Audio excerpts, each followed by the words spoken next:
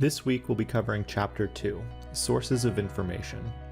We'll talk about why research is not only important, but why it's better than other sources of information. We'll also talk about how to go about finding research on different topics.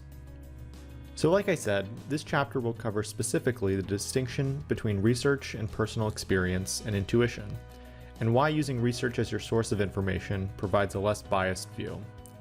It will also cover the topic of authority and how we should learn to be comfortable trusting authorities on their subjects. And finally, it will cover how we go about finding research from reputable sources. This last point will also tie into this week's activity, which we'll talk more about. Let's talk about how information from research is different from information that comes from our own experience. First off, our experiences lack some of the fundamental components of good scientific reasoning. For example, our experiences have no control or comparison group. There is no way to compare our experience in a direct, controlled way to other instances of the same thing. This limits the power in what we believe we are observing. Experience is also confounded. There are many variables that affect what happens to us every day, and it may become almost impossible to isolate those variables and draw meaningful conclusions. However, this is a difficult thing to change our view on. Often our own experiences and that of our friends and family are powerful sources of information. For example, maybe you've used a tanning bed for over 10 years and haven't had any skin problems yet.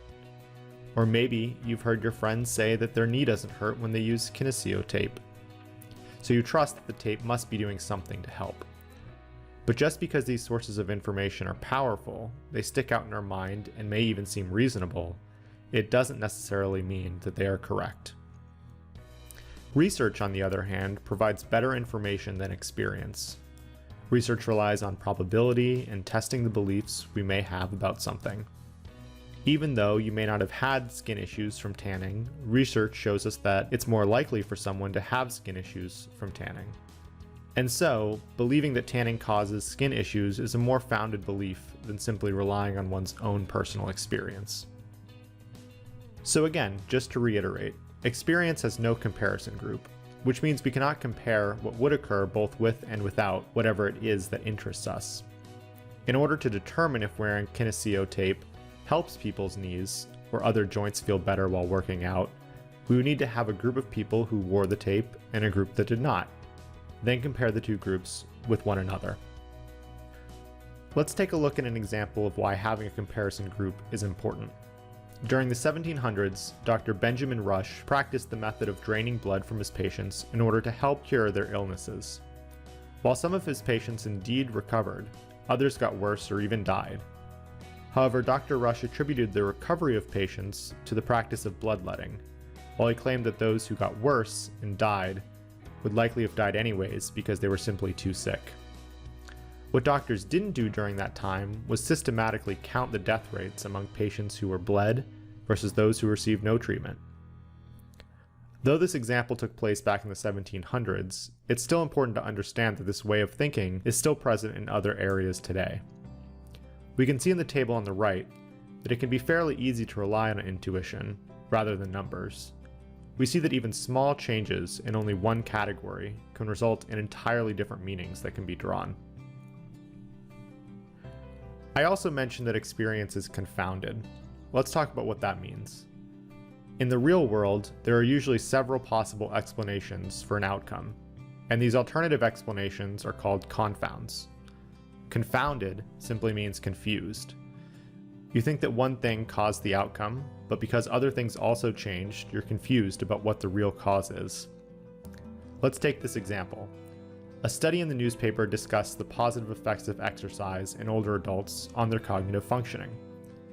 But while reading it, you notice it appears to have a confound. The exercise took place in a group exercise class. So, what is that confound? It appears that exercise and social interaction might be confounded. So it's impossible to determine if it was the exercise that caused improvements in cognitive functioning, the social interaction, or maybe even both. So what can we do about confounds? Unfortunately, it's difficult to isolate variables in our personal experiences. But in a research setting, scientists are able to change one factor at a time and test each variable independently. So let's look at an example of how they might go about isolating and testing one variable while minimizing confounds. Brad Bushman conducted a study in 2002 examining the effects on aggression of venting versus not venting anger. The participants were 600 undergraduate students. The research needed to invoke anger in the participants, so he asked each undergraduate to write a political essay. Participants were instructed to show their essays to Steve, who was a Confederate or actor in the study. He criticized the essays, saying they were the worst he had ever read, while making other rude comments. The participants had been randomly assigned to one of three groups. Group 1 was told to sit quietly in the room for 2 minutes after being criticized by Steve. Group 2 was told to punch a punching bag for 2 minutes as a form of exercise. And Group 3 was told to punch a punching bag for 2 minutes while imagining Steve's face on the bag. After each group's 2 minutes were up, participants played a quiz game with Steve, and they were given the opportunity to provide a blast of loud noise in Steve's ear if he got the answers wrong. So which group do you think gave Steve the loudest, longest blast?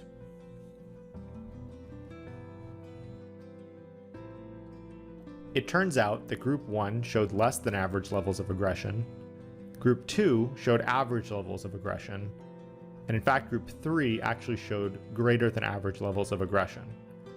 So notice that there were comparison groups used to control for potential confounds in this study. Remember that I also said that research is probabilistic. It may not explain every case every time, but it's not meant to. Occasionally, you may hear about a research finding on an issue where your personal experience contradicts the results. So what should you do in this case? Do you assume that the research is wrong? No. You should acknowledge that your experience might simply be an exception to what the research shows. Does an exception undermine the results? No. Again, psychological research is probabilistic. It's not expected to explain all cases all the time.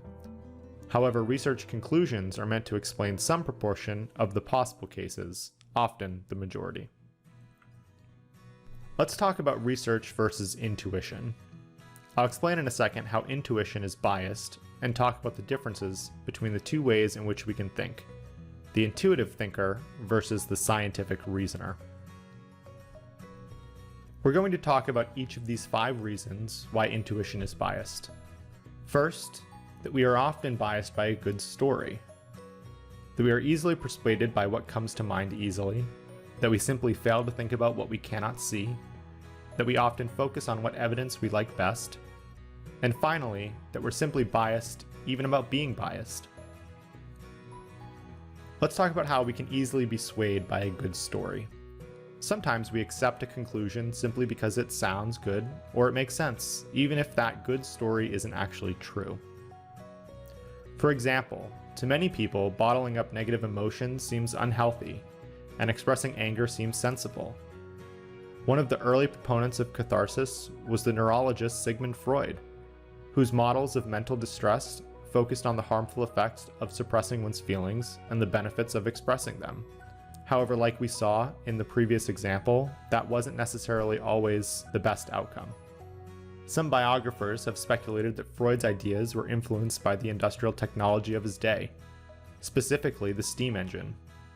Back then, engines used the power of steam to create vast amounts of energy. If the steam was too compressed, it could have devastating effects on a machine. Too much pressure could cause the machine to explode.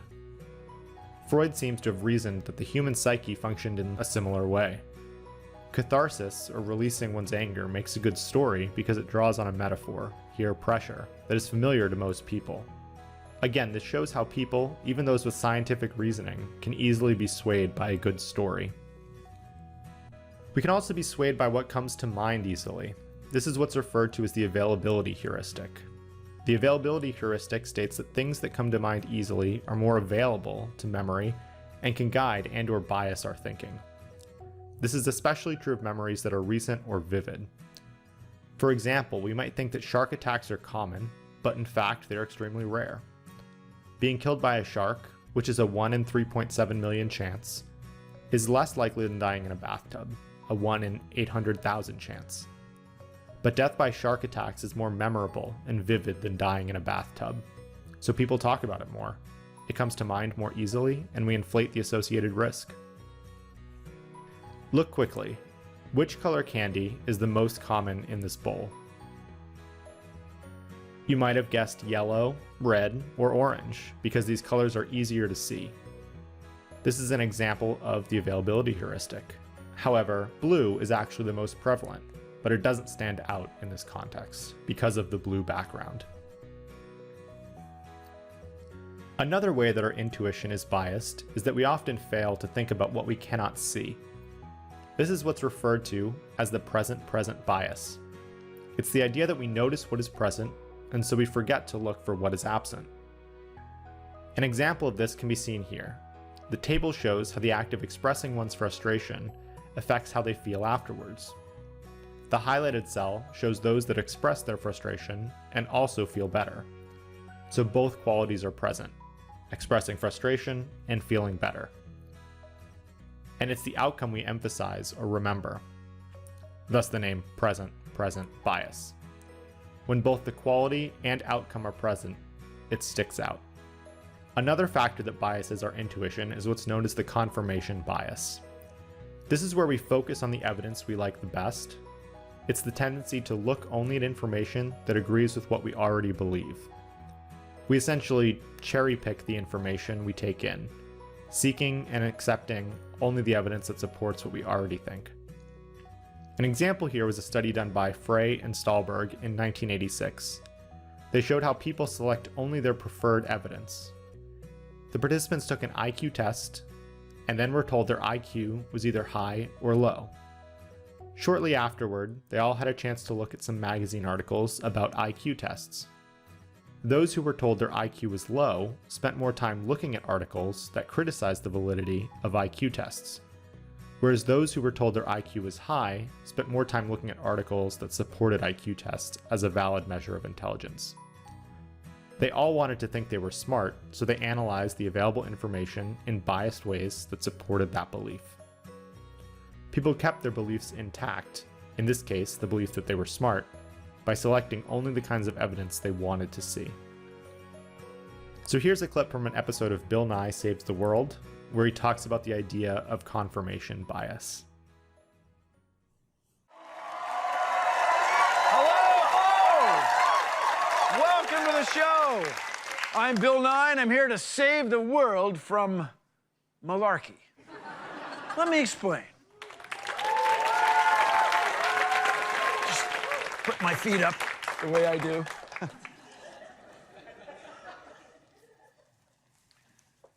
There are several common pitfalls when determining cause and effect in a complex system.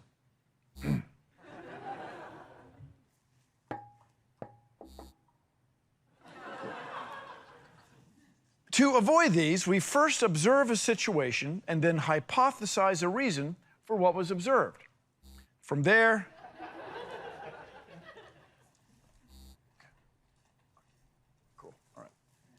we test the hypothesis, not to prove ourselves right, but to try and prove ourselves wrong. Otherwise, we can reach incorrect conclusions.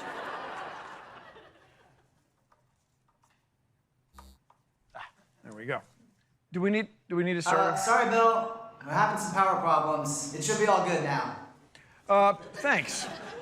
See, I thought the lamp started working again because I had tapped it, but I was wrong. Perhaps I should have known. Several taps didn't do anything at all, but when it did work, I still thought it was me. I kept remembering the hits and forgetting the misses. It's like being a fan of the Eagles. I was suffering from confirmation bias. I only paid attention to the evidence that supported my belief, my bias, and I ignored what contradicted it. Confirmation bias is a sort of brain trap, which is why in science, we try to prove ourselves wrong, not try to prove ourselves right. Right? Wrong! Exactly. Fighting confirmation bias is even harder when we really want to believe in something. And a lot of us want to believe in literally incredible things. Ghosts, astrology, Bigfoots. Hi, Sandon. Hi, Mr. Foot. He's really into it. And that's when a pseudoscience is born. Charlatans use confirmation bias to sell us nonsense. And once you buy in, that same bias will keep you in the dark. I got this. You know what? I need a minute. The final intuition bias is the bias blind spot, or being biased about simply being biased. Even though we read and hear about the biased ways people think in places such as a research methods class like this one, we nevertheless conclude that those biases simply don't apply to us. People have a bias blind spot, which is the belief that we are unlikely to fall prey to the other biases I previously described.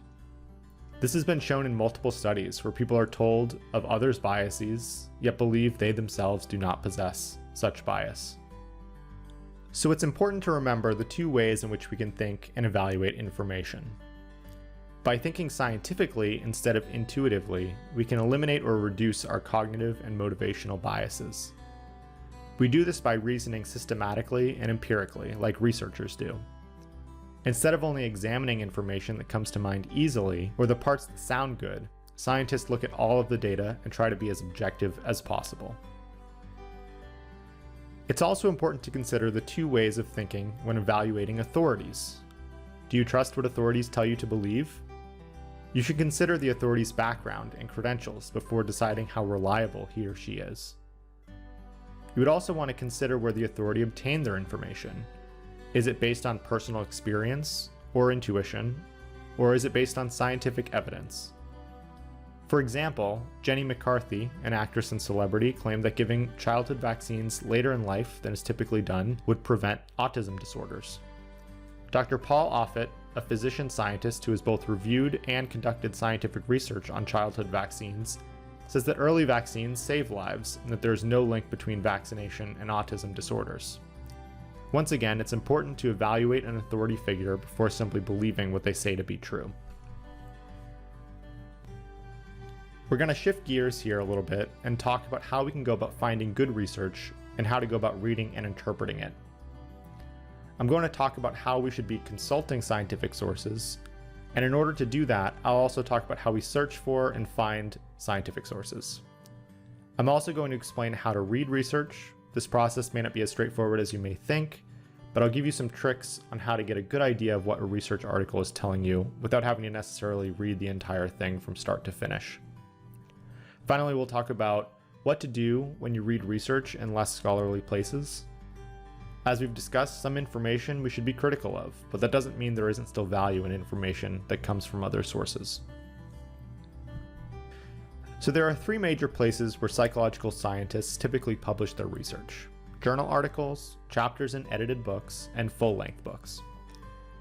Journal articles are psychology's most important source.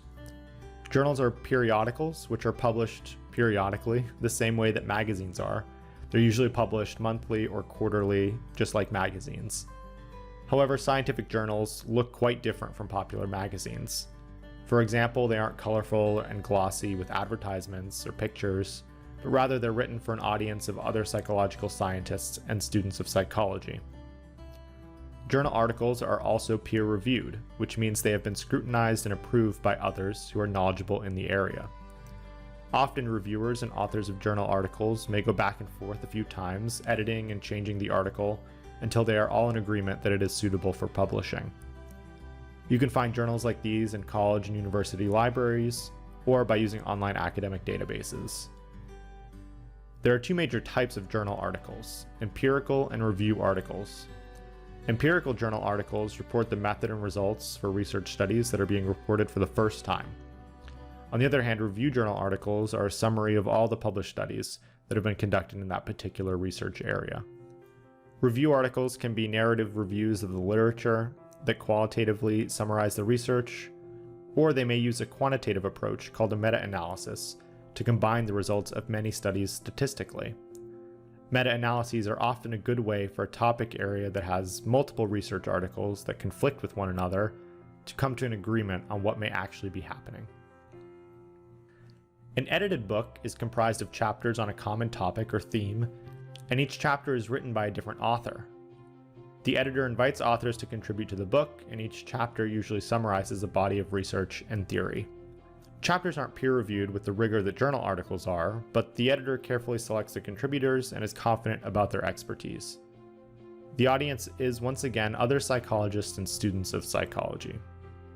On the other hand, full-length books are not usually a common way for psychologists to publish their work, but it is more common in other disciplines.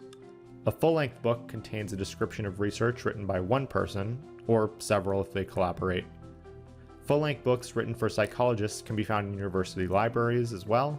However, most full-length books aren't written for other psychologists to read, but rather for a general audience.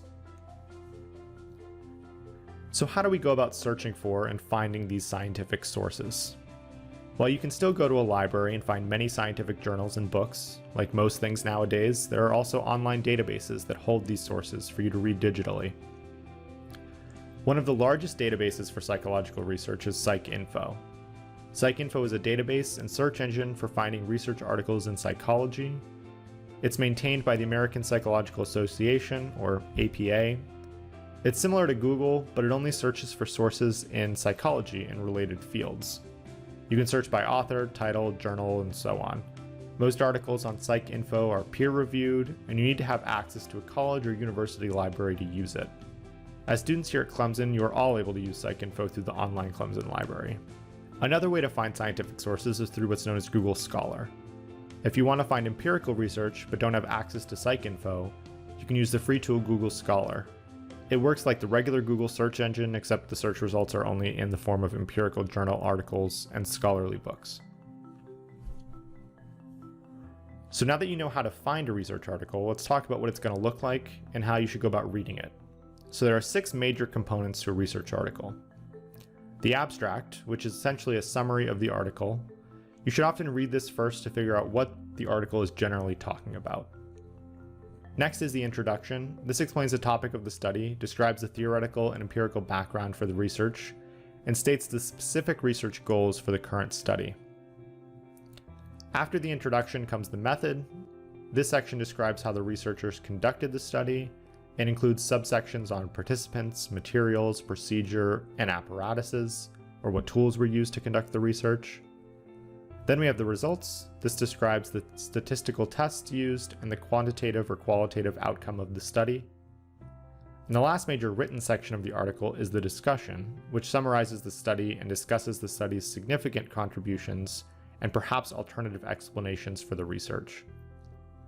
And last but not least, we have the references. This is a full bibliographic listing of all the sources the author cited in the article. This section is really important as it allows the readers to find and easily read any of the sources that the authors are using to support their research throughout their article. So now that you've found your article or book and know what to expect, you need to know how to actually go about reading it with a purpose. When reading empirical journal articles, you don't need to read every word of the article. You first want to figure out what the authors are trying to say. What is the argument? First, read the abstract to get a brief overview of what the article is trying to say as a whole. Then skip to the end of the introduction, where articles often will talk about the goals of the current study. Then go back and read the rest of the introduction. You might also want to read the first paragraph of the discussion section, which often talks about the importance of the article and what they found. Finally, you should ask, what is the evidence? Read the method and results sections to understand what they found and how they found it, their evidence. While chapters and review articles don't have sections like journal articles do, you should still ask the same 2 questions. What's the argument? This will be the purpose of a chapter or review article and might even be an entire theory. And what is their evidence? The evidence, again, is the research the authors are reviewing in a review article, for example. There are also places you may find research that are not quite scholarly sources. It's even more important to be critical of these sources of information, but also remember that there may still be some value to them. One example is the retail bookshelf. Let's say you go to your local bookstore or search online for trade books that are written for a general audience. You should check the references section first to help you figure out the quality of the content. If there are very few notes or references, that's usually a bad sign. You've likely heard that Wikipedia is not a reputable source of information. While generally this is true, it's also improved over the years. It's also important to remember that what you see there is not peer-reviewed and may have been written by someone without a reputable background in the topic. So, can you rely on Wikipedia for psychological research? You might be able to, but you will need to be careful given that it's not specific to psychology, it's not comprehensive in its coverage, it might not include a comprehensive list of references, the details might not be correct, and you don't know who contributed to the wiki. However, a little trick that might be useful is to use a Wikipedia page as a starting point to find other sources of that information that are listed in the reference section of the page. Doing this may be helpful if you're struggling or having trouble finding a source to start with. You should also remember that the popular press, for example magazines, newspapers, TV news, radio news shows, web-based magazines, and blogs, are essentially designed for a popular audience, so they don't always accurately reflect the scholarly research. They also rarely include any references to show where their information came from, or may even misrepresent the information if it did indeed come from a scientific source. So I think this chart does a good job of organizing what we've been talking about when it comes to different sources of information. It shows the different areas beliefs can be based on, either experience, intuition, authority, or research. An important thing to pay attention to here is which of the boxes are outlined in a black border. These are the sources that use scientific reasoning and provide the best backing and support for what they're saying. So as you go forward in this class and in life, I want you to keep this chart in mind. Think about where the information you're getting is coming from. Was it based on scientific research? Are there reasons to be skeptical of what it's saying? Does it fall into one of the biases we talked about? And remember, it's always good to question the information you've been given, even if you think it might have come from a reputable source. So let's wrap up this week's topics. We talked about research versus experience and intuition, and how research relies on tools to reduce or eliminate our biases. We talked about research versus experience and intuition, and how research relies on tools to reduce or eliminate our biases. We talked about authorities and how we shouldn't just trust someone because they're an authority, but we need to understand where their information came from.